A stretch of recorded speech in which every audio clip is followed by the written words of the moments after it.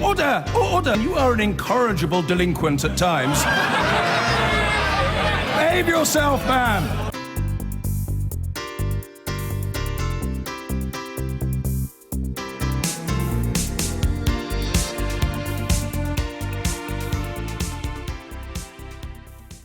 The public inquiry into the Grenfell Tower fire, which killed at least 80 people in June, officially opened this morning. It will examine the cause and spread of the fire, high-rise regulations and the actions of the local authority. The head of the investigation, retired Judge Sir Martin Morbick, said the inquiry can and will provide answers on how the disaster could occur in 21st century London. It's right that at the very outset of the inquiry, I should express on my own behalf and on behalf of all members of the inquiry team the dismay and sadness we feel at the loss of life, devastation and injury caused by the fire. We are acutely aware not only that so many people died or were injured in the fire, but that many of those who survived have been severely affected by their experiences. We are also conscious that many have lost everything and even now are dependent on others for many of their daily needs. The inquiry cannot undo any of that, but it can and will provide answers to the pressing questions of how a disaster of this kind could occur in 21st century London, and thereby, I hope, provide a small measure of solace. We're joined now by the MP for Kensington and Chelsea, Labour MP Emma Dent-Coad, who watched Sir Martin Morbick's statement with residents and victims in West London. Emma, welcome to the programme. What's been the reaction of the residents with whom you watched Sir Martin Morbick? Well, huge frustration, really, because even though this has started and that is something, it's not the whole picture. There's so much more that we need to know. Even if we get a very good resolution out of this, even if we have, a clear line of thought, these are all the technical aspects. We're not looking at the broader aspects of who was actually responsible, how was the situation allowed to happen, all the political accountability of spending and spending priorities within the council and so on. And they look at the review of the response to the council in the early days. People are still being betrayed every single day by this council. There are people going to food banks, survivors going to food banks because they don't have enough money.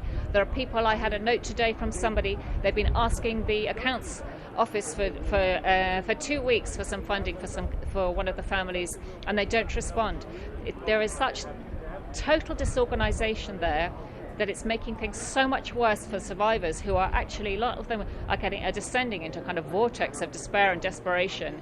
And, this is going to be done very thoroughly, but it's not the whole answer to everybody. And take the point that it's not the whole answer, and it's, of course, been unbelievably traumatic and difficult for those families that have survived and also those who lost people in the fire. But in terms of the inquiry itself, the remit has been set out. Are you and residents at least happy with the broad areas that are being covered? I know, as you said, it's not the full story, and criminal prosecutions aren't in the remit of Sir Martin Morbick, but he will be able to at least question people to try and find out who is to blame or responsible. Well, we'll just have to see what comes out of that, because a lot of us who've worked with the council or been supposedly looked after by the council for many years have seen all the gaps in the organisation for a long time. How will that actually happen? I mean, he can't prosecute them, so we're just going to say, oh, this process let people down. But we have to have accountability, and as far as I can see, between this very narrow and very specific and very technical inquiry and the criminal investigation, there's a massive void which is not being addressed. Right. I mean, you say it's very narrow. I mean, just to sort of repeat, obviously going to look at the cause and spread of the fire and the regulations and whether they were followed correctly and the actions of authorities and response. So there should be accountability at the end, but it will take time. Do you think there's any trust from the residents that you know and speak to in this inquiry? Well, not really. No, not after. I mean, they had little trust when they were coming in, and after they felt very frustrated, Sir Martin got up and walked out of the room. Some people wanted to ask questions. He didn't have the courtesy to say, "I'm sorry, I can't take questions. I have to go now."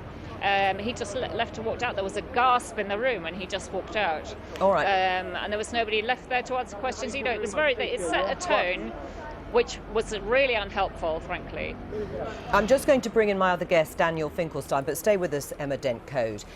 It's 3 months on, and there are now cases in terms of housing where of the 196 households made homeless, not all just families from the Grenfell Tower, 38 offers of accommodation have been made, 28 accepted, but only 3 moved into permanent accommodation. Is that acceptable? Well, I just don't know. I mean, look, it's certainly extremely worrying and concerning, and you know, one would want to be satisfied with the answers. So I completely understand why their advocate, their MP, is making this, you know, such a passionate cause, because it's very important that she gets answers. But I don't know what they've been offered, so it's just empty words by me if I say it is or isn't acceptable. It's very complicated because you want to offer people places near where they currently live. You've got schooling to be concerned about. They've got to be, you know, sure that the accommodation is acceptable for them. They don't want to move out of the area. All of those questions make it quite complicated. But it's very difficult for me to know sitting here whether every effort has been made. I think just on the question of the inquiry and the terms, looking at other inquiries, it just will take many years if you add a lot to the inquiry. And there is a tension. It's an unfortunate one between the depth of the answers you get and the breadth and the length. Those things are in tension with each other. Right. You have to make choices. Yeah, but it takes a long time, and people are obviously living in circumstances which, you know, are not by their own choosing or design. Yeah, this is a different, obviously, this is the issue of where they live. Yeah, I mean, look, all I can say is the people on the ground, you know, it's right for the Member of Parliament to be their lion and their advocate and pushing the case all the time. It's hard for me to comment sensibly on whether those, you know, complaints are right. Sometimes I listen to Emma Dent-Coad and I think her very compelling. Sometimes she complains about the lighting in the ballroom. I think she's less compelling. But she's got the job of being their advocate, and you can't say she doesn't do it without verve. Right. I mean, Emma, Labour's Shadow Brexit Secretary and former Director of Public Prosecutions, your colleague Keir Starmer, said that all political parties needed to look at why recommendations over the years in terms of improving fire safety had not been implemented. Do you accept that? Absolutely. Absolutely, absolutely. I sat on the Fire Authority at the GLA for 1 year. I came off it as soon as I became an MP, and we were looking at the recommendations of the Lacanau House fire. So we were actually going through that process and demanding that they were taken on board, and they were just left there sitting there, and they should have been implemented a long time ago. And there was massive frustration from the Fire Authority and the London Fire Service and the Fire Brigade Union that didn't happen. That's the government. It was on the government's desk. They should have implemented that.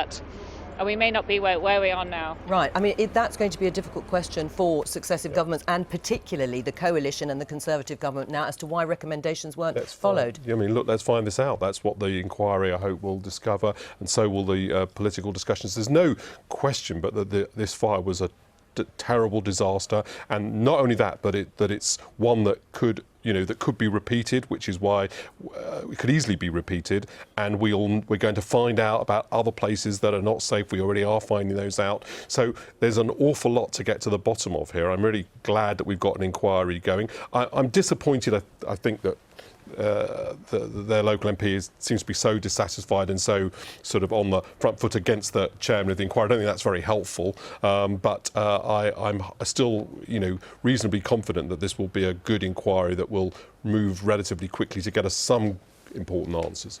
Emma Dent-Coad, thank you very much for joining us. A minute's silence has marked the official opening of the public inquiry into the Grenfell Tower fire, which killed at least 80 people in June. The chair of the inquiry, retired Judge Sir Martin Moore-Bick, described the blaze as a tragedy unprecedented in modern times. Today, he laid out exactly what the inquiry will aim to do. As well as examining the cause and spread of the fire, it will look at whether the design, construction and refurbishment of the building complied with building regulations. It will also examine the response of the emergency services and the local authority. Relatives of victims and residents of the block listened to the chairman's opening statement And our special correspondent Lucy Manning was with one of them. She's still in a Ahmed Chelat is on a journey to the opening of the Grenfell inquiry today, but he hopes eventually to justice. But we would like him to find out the cause of fire. He lost his brother-in-law, sister-in-law, 2 nephews and a niece in the fire. 8-year-old Mehdi, just identified yesterday. They are still waiting to find the remains of 15-year-old Noor Huda. What do you want the inquiry in the end to be able to do for your family? Well, we're not going to have them back, that's for sure. But prevent it from happening again. Prevent it from happening again. This is our, I mean, it'll be the hope of the family and everybody.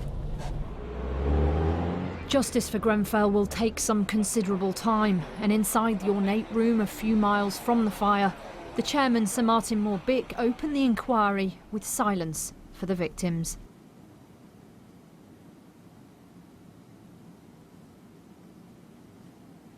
Thank you very much.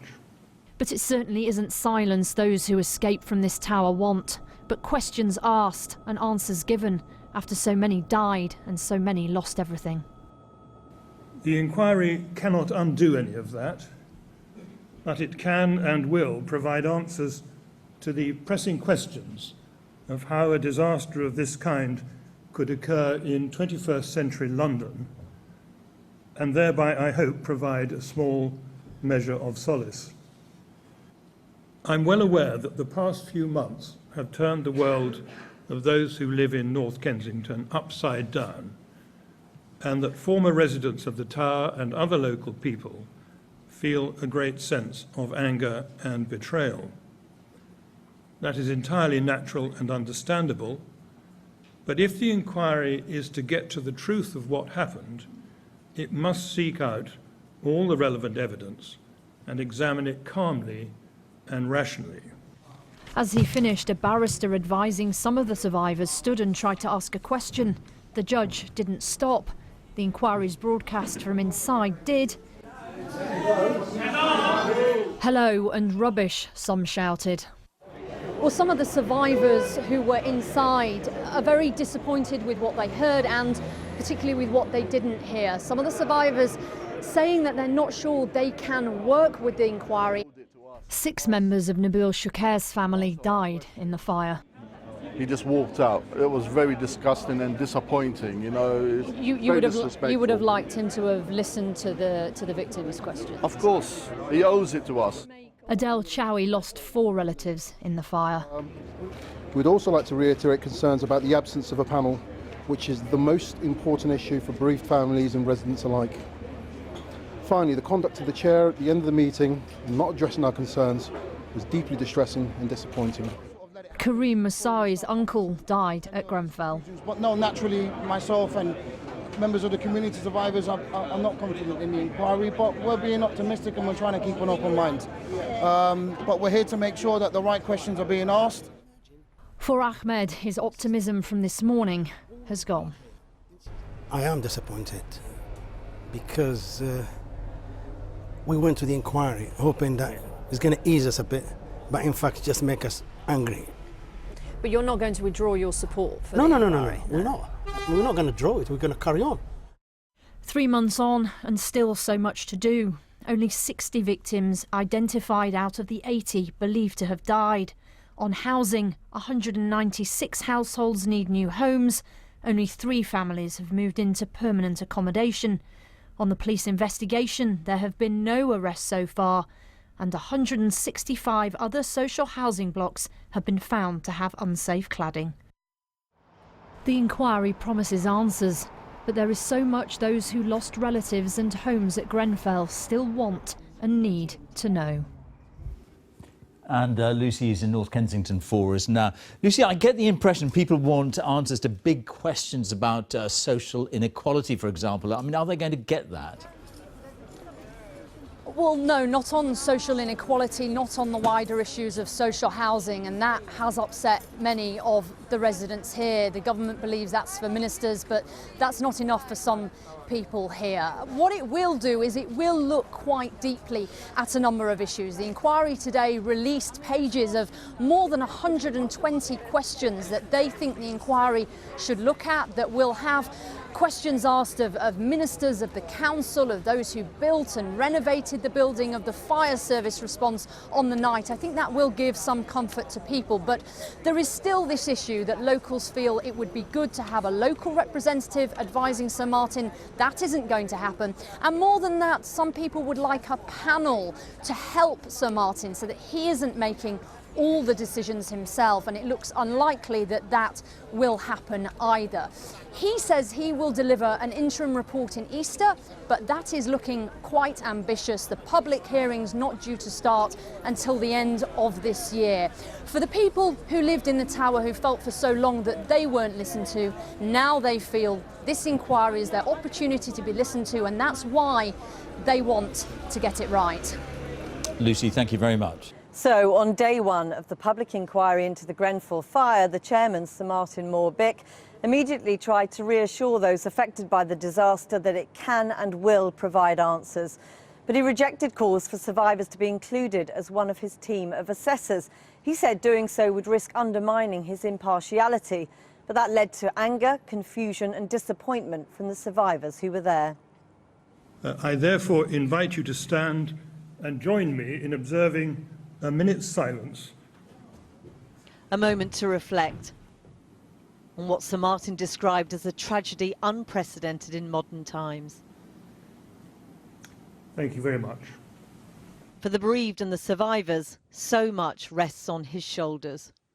Conscious perhaps that his own appointment and the inquiry itself have been criticised from the beginning, today he called for calm and support. I'm well aware that the past few months have turned the world of those who live in North Kensington upside down, and that former residents of the Tower and other local people feel a great sense of anger and betrayal. That is entirely natural and understandable, but if the inquiry is to get to the truth of what happened, it must seek out all the relevant evidence and examine it calmly and rationally. Sir Martin said the public inquiry will investigate the cause of the fire, how it spread so quickly through the building that night, and the response of the emergency services. But it will also look at the design of the building and renovations carried out, including the cladding, the fire regulations which were in place, and the relationship between residents and local authorities. Section 2 of the Inquiries Act 2005. Schooled in the language of the law, Sir Martin explained it was not his remit to apportion blame, but he said he would aim to find out exactly what happened.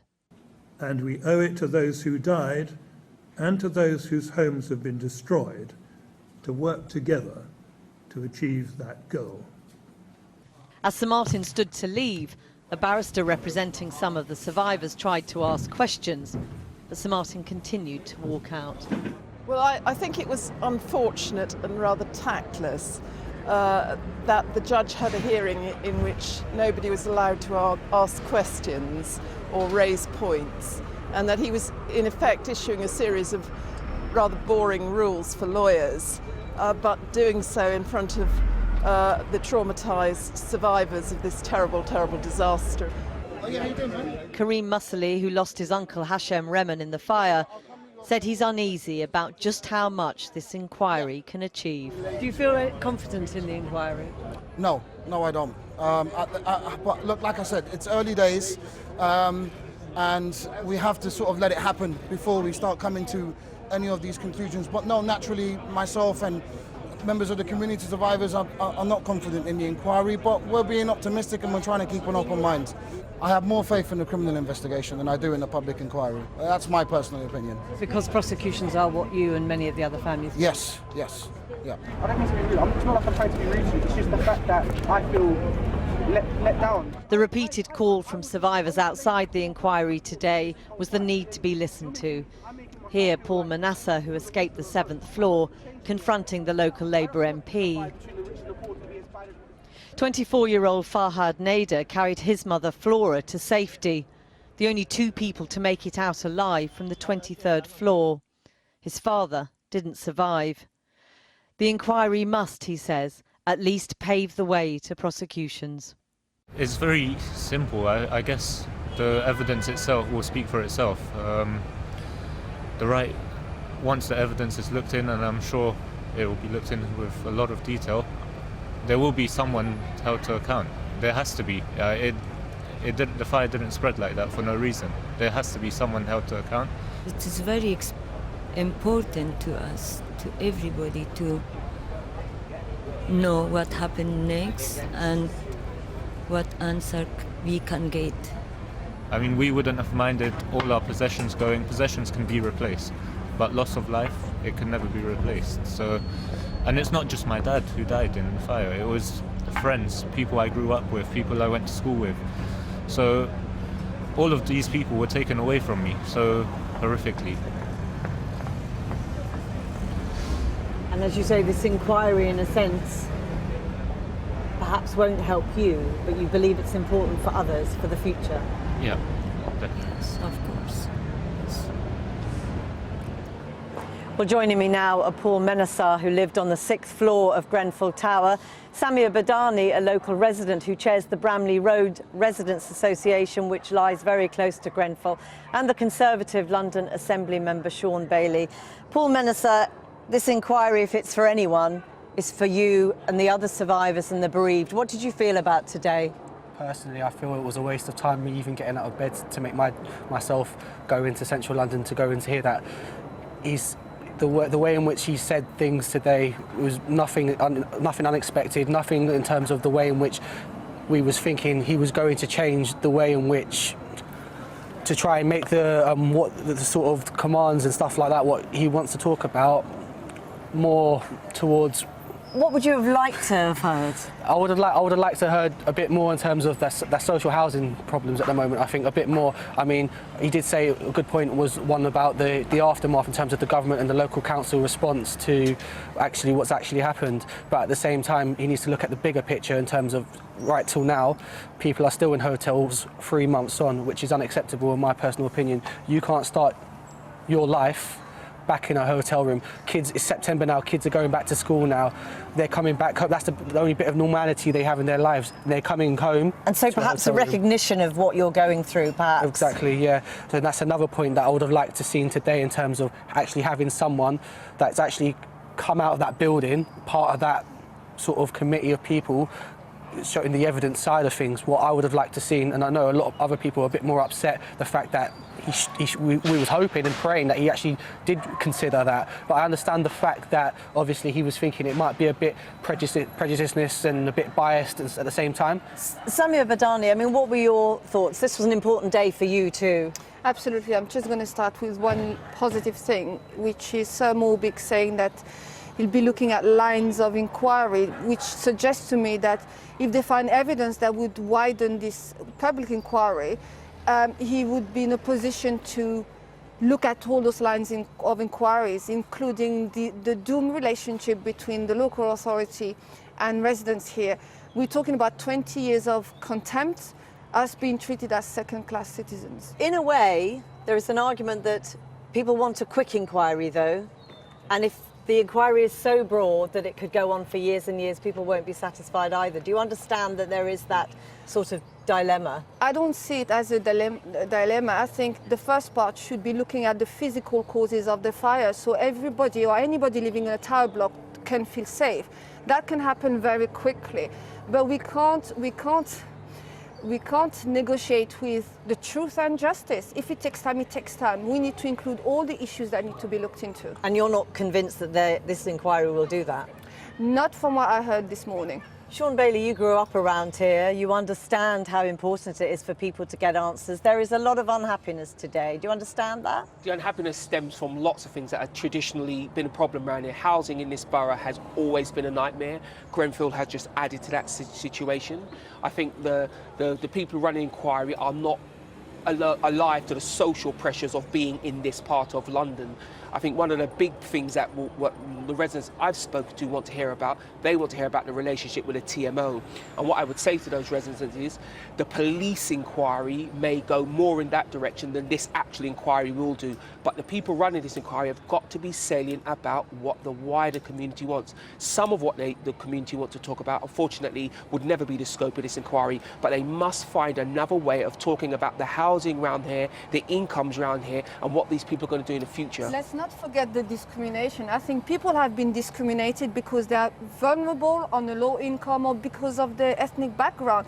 This is a reality. I think we have to stop being shying away from the fact that people have been discriminated. I don't think people are being shy about that, but these inquiries are never make a community feel good because they're officious and they're straight and they deliver learnings to the law. The London Assembly are running a inquiry. We need to hear what goes on here, but it's the social aspect. Is it destined to fail? Go on. But what I'd like to say as well, just going back to her point there, for example, I mean, the divide between the rich and the poor in this borough is so horrible and disgusting. You have £5.5 million houses across the road from council flats, and for me, I mean, this is meant to be the richest borough in the world.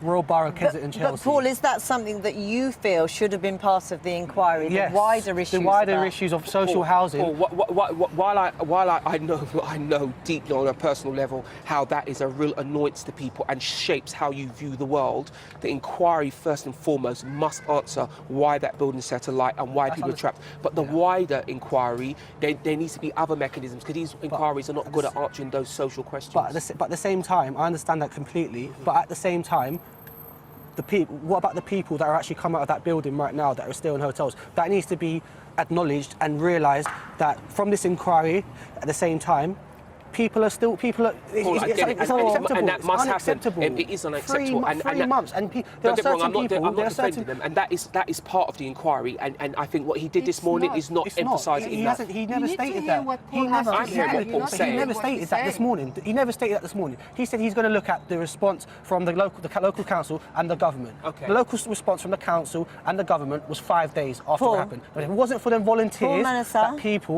it wasn't from them volunteers, from people that were there, opening their doors hours after the fire, we would have been waiting 5-6 days. We would have been waiting 5-6 days. Sean Bailey, Samir Badani, Paul Menasal, thank you so much for joining us. Clearly, this inquiry raises many questions. Whether they'll be answered or not, that is, of course, the issue. Still to come tonight, life in the shadow of Grenfell. How the Kensington community around the burnt and blackened tower cope with the constant reminder of their tragedy. Amelia talks continuously about what would you do, Mum, if it was you, and how would we get out? And she won't go to bed by herself. I mean, she's 14. She was quite a grounded kid. Well, more from Kensington later. This church has become a focal point for the community here. Fresh flowers were laid today before hundreds of people set off on a silent march to honour those who lost their lives in the Grenfell fire. For many residents living around Grenfell Tower, even the simple act of opening the curtains in the morning brings painful memories. The sight of the burnt-out block serving as a constant reminder of the tragedy that has befallen their community. We spent some time with those who live around Grenfell Tower to understand how people in the community are coping with the sight of its blackened ruins day after day.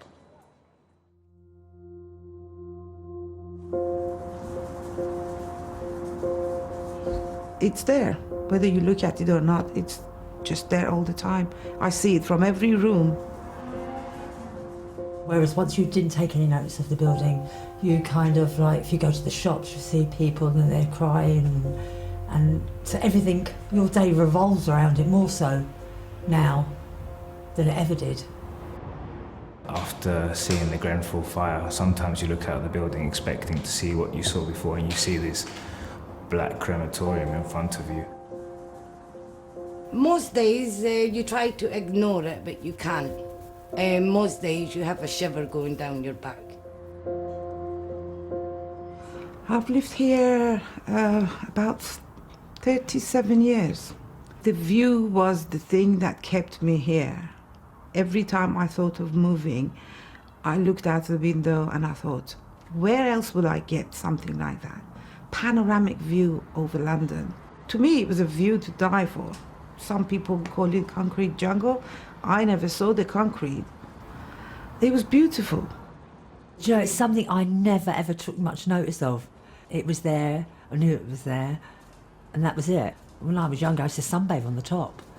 And now, it's there and you know it's there and you're looking at it. You can't help but look at it. I like going on the balcony and taking in the view and the air and watering my flowers. But for the first few weeks, I didn't want to go in the balcony. I don't let my mum look at it. I draw the curtains, or I'll tell her to go into the other room or to go into the front balcony. Because of her dementia, it's a new experience and it's new feelings continuously. The upset, the pain, then she wants to know what happens, and it will come back to her that she saw it and she heard the voices and she heard the screams. Amelia talks continuously about what would you do, Mum, if it was you, and how would we get out? And she won't go to bed by herself. I mean, she's 14, she was quite a grounded kid. But she needs reassuring all the time about what I'd do if the circumstances were the other way around. Every day you see a change. You just see it falling down in front of your eyes. Like the metal on the top, that's all gone now. The metal on the side is falling. It's crumbling. It's a somber feeling. You think you're going to see those lights on again, but you know you're not. You also realise, especially at night, where you see all the lights and it's a beautiful background leading onto central London in my case, there's just this black hole in front of you. I regard buildings the same as I look at people. Like you say that eyes on people are the windows to their soul. To me, the windows of a building is a way of getting into the soul of the building. And every light in every window, to me, represented a person. And now, when you look at it at night, it's just black against the sky. It looks like a black hole. There are lights all around it, but that blackness right in front of your eyes, it's hard to look at.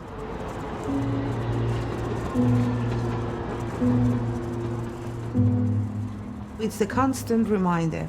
It's a failure that nobody can hide. It's there for everyone to see.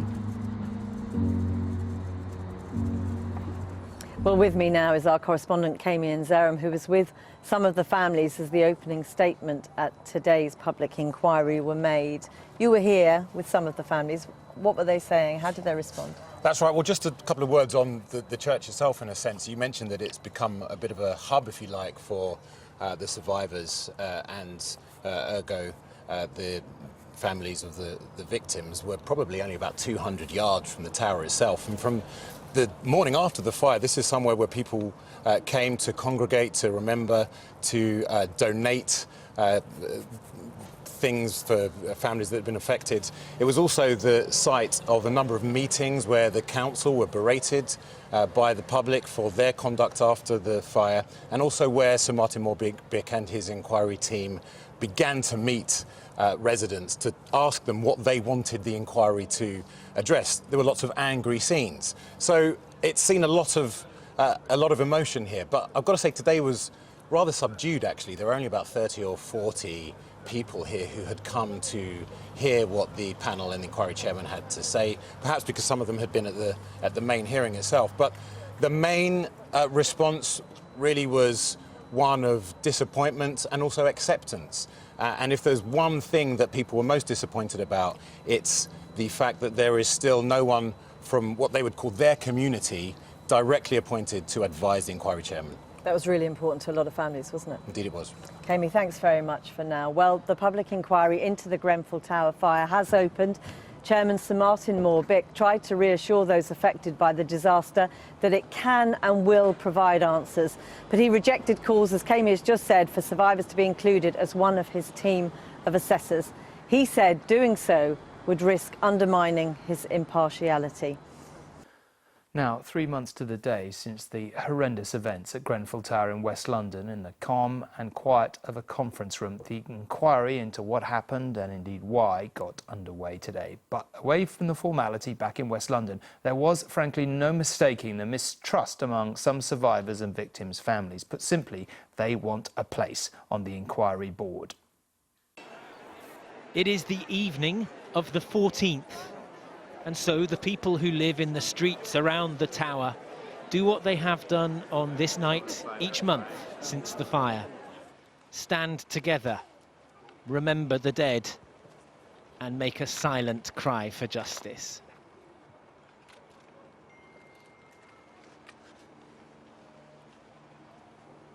There was another minute's silence earlier today. It was how the man tasked with finding out why so many people were killed at Grenfell chose to begin his inquiry. Thank you very much. I should express on my own behalf and on behalf of all members of the inquiry team the dismay and sadness we feel at the loss of life, devastation and injury caused by the fire. The inquiry cannot undo any of that, but it can and will provide answers to the pressing questions of how a disaster of this kind could occur in 21st century London, and thereby, I hope, provide a small measure of solace. Sir Martin hopes to name a panel of advisers within the next week or so. He'll then begin to hear evidence, initially focusing on the causes of the fire and how it spread, before moving on to the actions of the council during last year's refurbishment of the tower. He says he wants to publish his preliminary findings by Easter, but he won't give a date for when the final report will be published. Sir Martin's opening remarks lasted for 45 minutes. And as he got up to leave, a lawyer representing some of the survivors stood to ask a question. The judge ignored him, and though the video feed was then switched off, you can hear the anger in the room, which spilled out onto the hotel steps. We weren't listened to before, and it feels like it's happening again now. Karim Musilhi's uncle, Hisham, lived and died in Grenfell Tower. It's our inquiry. It's not their public inquiry. It's our inquiry. It's our questions, our terms of reference, and it's us who needs these answers. The frustration here that there will be no survivors or residents formally involved in the process of assessing the evidence spread back to the neighbourhood where the disaster unfolded and where people had gathered to watch a live screening of the inquiry's opening. I personally feel it's better to have someone as well who's involved, who's part of the community, because we need to see his heart will be on it. He will feel what we have felt. The man who is leading the inquiry says he intends to get to the truth, but his work has only just begun, and there is already a sense among those who are mourning the dead that he will not find it. Geraint Vincent, News at 10. In those first numbing hours and days after the fire, it was hard to establish the basic facts, but we do know a little more now. Officially, the total number killed is thought to be at least 80. Some, though, believe it's much higher. So far, 3 months on, only 59 victims have been formally identified, some indication perhaps of the complex job investigators face. 196 households living within the tower and surrounding buildings were left homeless. Of those, 61 have been given temporary accommodation, only around half have moved in. Another 29 have accepted a permanent new home, only 10 of those have so far moved in. But the scars do run deep. More than 200 survivors have been diagnosed with post-traumatic stress disorder and referred for specialist treatment. And as the public inquiry begins, around 250 police officers are still working on a parallel criminal investigation. Well, Geraint is here, as you can see. Geraint, we've just obviously been through what we do know there, and I guess it's a lot more than at the time of the fire, but equally well, there's an awful lot we don't know. And also what we might never know, Tom. One of the reasons we don't know how many people died in the building is that no one's sure how many people lived in the building. There are almost certainly survivors of the fire who were living in the tower illegally or who were living in the country illegally.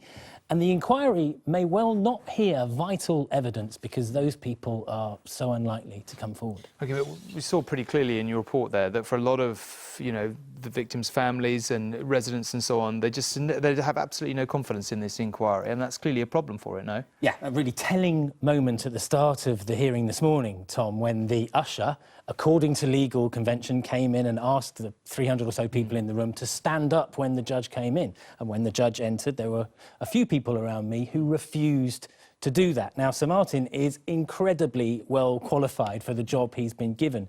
But his problem is he looks like and he sounds like a member of an establishment which Grenfell people are resentful of, frightened of, certainly suspicious of. So perhaps his most difficult job is something that he didn't talk about today, and perhaps it's his most important job as well, and that's convincing not just people in Grenfell, but other people who live in social housing elsewhere in the UK that they are, in fact, part of a society which cares about what happens to them.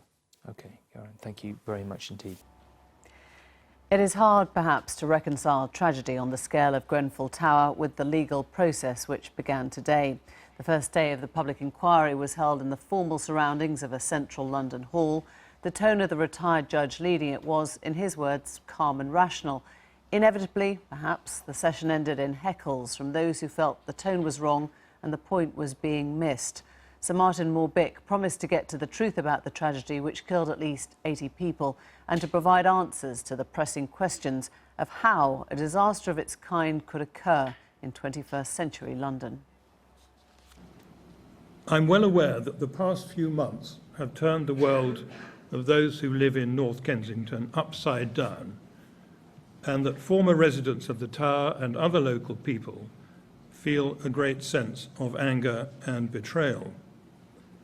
That is entirely natural and understandable, but if the inquiry is to get to the truth of what happened, it must seek out all the relevant evidence and examine it calmly and rationally.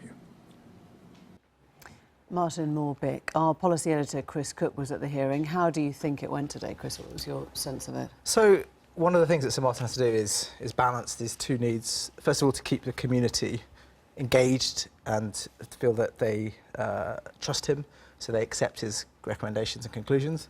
On the other hand, he has to remain sort of judge-like, right? He has to be impartial and detached. And he did the former by talking about how much resource and how much time we're going to be dedicated to hearing from the community.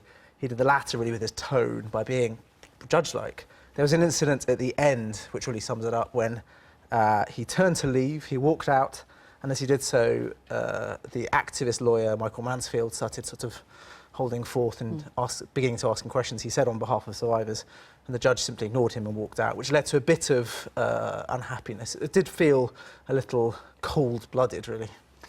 How do you think this is being viewed from Whitehall? That's the other angle on this. So I think that's really underestimated the extent to which central government hates this.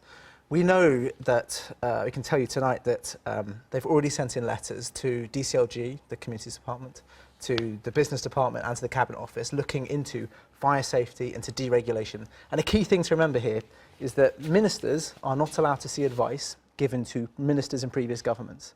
And what's going to come out of the inquiry is going to be advice going back, we know in some cases, to 1999. So where exactly the unexploded bombs in Whitehall advice and what ministers have been doing are going to emerge from is something ministers won't know until it's actually on the website of the inquiry. That's the first time I get to see it. Chris, thank you very much. Thanks. Well, critics warned of a disconnect between the legalistic, complicated trial and the ongoing ordeal of traumatised and grieving residents. So is this inquiry a process for the victims or a process for the truth? Reconciling the two may be its biggest challenge. Joining me now is the MP for Kensington, Emma Dent-Coad. Thanks for coming in. I know you were there. I mean, you called the process cold and clinical today. What did you mean? Yeah, I mean, this is the first stage for a lot of people, and there are some people who have been tucked in their hotels and hardly going out at all, or living very tightly within the community, either within the hotels or within their immediate families and so on. And this is the first time they've been out in public. And right from the beginning, a lot of people arrived quite early to make sure they had a seat, and they were left outside in the hotel, you know, right outside, faced by the press, and that was very insensitive, and that was something which maybe most people wouldn't think about, but actually a lot of people didn't want to be faced by the press at all, and so they were standing up there for 20 minutes. That was just one thing. The hotel, the room that they chose wasn't wheelchair accessible, so some people couldn't even have got in had they bothered or been able to get through the journey, which is quite a long journey from West London up to Holborn, and some people didn't make it. And then the whole tone of the, you know, this was the first moment they were thinking of getting some kind of justice. And as I said, the tone of it, the venue we were in, which is super luxury, not just a regular hotel, but really super luxury. People felt, I felt uncomfortable actually. People felt uncomfortable, and then the tone of Sir Martin. You know, it was very unfriendly, and people It sounds said, like you found it jarring, and I do understand what you're talking about, disability access, which obviously is critical. But Sir Martin talked about the need to be calm and rational, and you've called it cold and clinical. And I guess at this point you have to say, how do you actually want your justice served? This is a community that needs to grieve. We know that, but this is a justice process, not a grieving process now, isn't it? But given how, I mean, he talked about compassion, but he didn't show any, and that is actually his personal manner. Maybe he can't change that, that's one thing. But people were saying to me afterwards, Emma, if they call me, I'm not going to give evidence, and they can use Section 129 and make me, and I won't do it. Are they going to arrest me for not giving And what will you tell them? Well, I will try to encourage them to go forward. But people who have been traumatised... Have you decided, though, that he won't be able to provide full answers? Do you go into this thinking he's the wrong man and it won't work? I really hope it does work. The very, very narrow terms of reference for this particular bit of the justice that we want, because there are other bits of justice. We had the criminal investigation. So this is just one little chunk of it. For this little bit, you know, maybe he's going to be very, I'm sure he's very meticulous. He was very meticulous. If people won't engage properly because they don't trust the process, it's going to be difficult. I'm not going to tell them to do anything, of course not. I hope they do engage. But they may not trust the process if it is being undermined by people in the community that they respect. This process has been given the full weight of authority. Isn't it really important that you don't undermine its chance by talking about chandeliers or big buildings? Or I was reflecting what people were telling me. I don't make this up. I was reflecting what people were telling me. I was sitting there feeling uncomfortable, and somebody, you know, they came in and said, "What are we doing in this place?" And so I'm reflecting what I'm told. I don't make things up. But do you say that this is a legal process that's starting now, and actually the way to get the most out of it is to let a man who is a retired judge, presumably you do have faith in his ability as a judge. He's a very meticulous man, there's no doubt about that. But the setting was wrong, the whole process of getting there was wrong. Why were we in Holborn? I don't know. The whole thing was very confusing, and it looked messy, and it didn't look organised. I don't know. It just felt very It sounds strange. like a perception thing. It's just a perception thing that you're saying, as opposed to... Yeah, but given the lack of trust in any form of authority with a lot of people, it was a very poor start. Emma Denker, thank you. Thanks for coming in. I've been getting